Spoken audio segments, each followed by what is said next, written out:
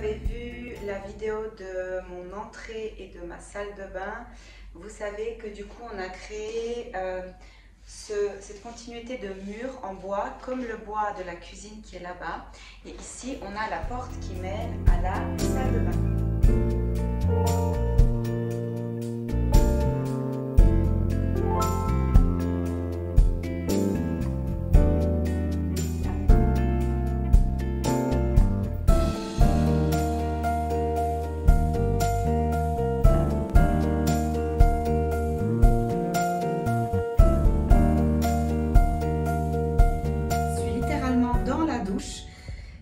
Cette douche qui a été controversée, donc vous l'avez vu si vous avez vu la vidéo du projet de ma salle de douche, où je vous avais expliqué déjà que beaucoup de sanitaires nous avaient dit que c'était impossible de mettre une douche à l'intérieur de cette minuscule salle de bain. Je ne me souviens plus exactement des mètres carrés, mais on doit être en dessous de 5 mètres carrés. Et du coup, à force de chercher, on a trouvé des douches qui existaient, qui faisaient 70 cm sur 90.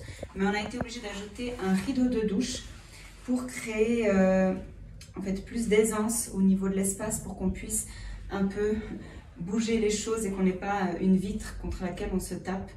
Donc voilà, ça agrandit pas forcément, mais ça adoucit l'espace aussi, parce qu'on a beaucoup du coup de matériaux assez durs.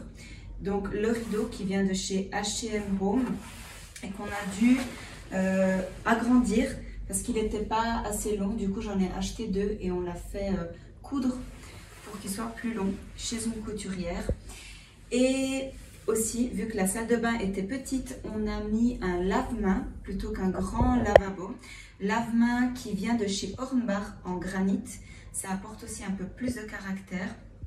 La pierre est aussi un morceau de granit qui est là, déjà d'un point de vue esthétique, mais aussi pour protéger le meuble du lavabo, qui est un meuble à l'origine pas fait pour une salle de bain, qui est un Besta de chez Ikea. Donc voilà une partie de la vue que vous avez si vous êtes assis sur les toilettes.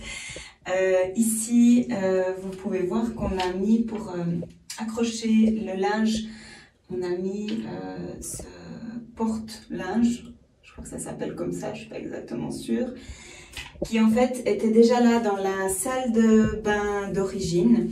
Donc on a choisi de le garder parce qu'il a une touche déjà chromée. Le chrome est un matériau que j'aime beaucoup. Donc dans la salle de bain, on a beaucoup de touches de chrome aussi. Et du coup, c'est un clin d'œil aussi à l'ancienne salle de bain. Au niveau du carrelage, on a choisi une mosaïque blanche assez petite qui se mettait beaucoup aussi dans les années 70.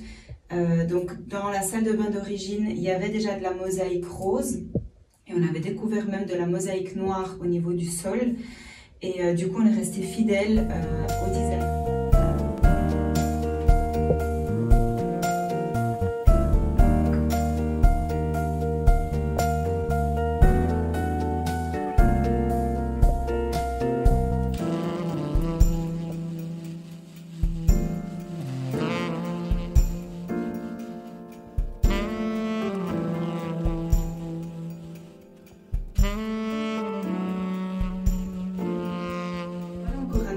De cette salle de douche, là en fait c'est ce qui est derrière la porte.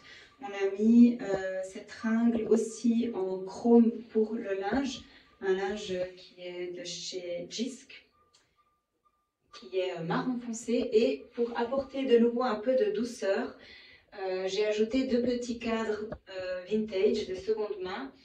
Il y en a un qui représente la ville de Bienne et l'autre un petit paysage au bord d'une rivière.